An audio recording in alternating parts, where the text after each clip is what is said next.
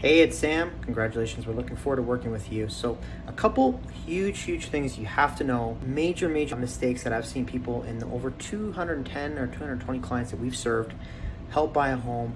These are the top mistakes that you just cannot make in this market or in any market for that matter. So I'm going to show you based on a case study. Okay. Now the disclaimer at the beginning here is that this does not constitute mortgage or legal advice.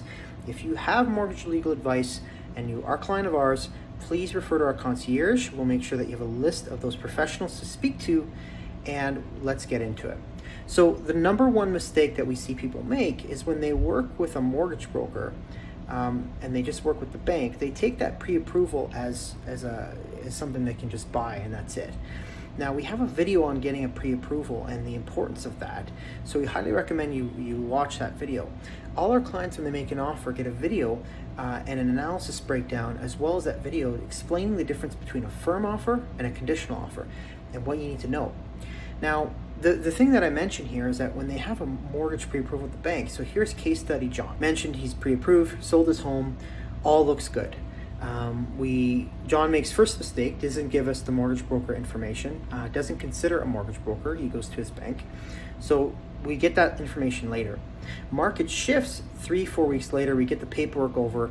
The bank, now the market shifted, the bank actually makes a decision no longer to lend because the rates were not good. They didn't lock it in. They didn't lock in the rates. He never got a full pre-approval, everything done, credit run with a mortgage broker, etc. Now the issue here is that John now is no longer promised to get lending with the banks, and now John has to find alternative lending, and now we're running out of time. And when you're looking to extend closing, the lawyers can decide to extend closing. It's going to cost the buyer if the buyer's at fault, especially if there's other things that are affecting the other people moving and the other people selling their home and affecting the people from there as well.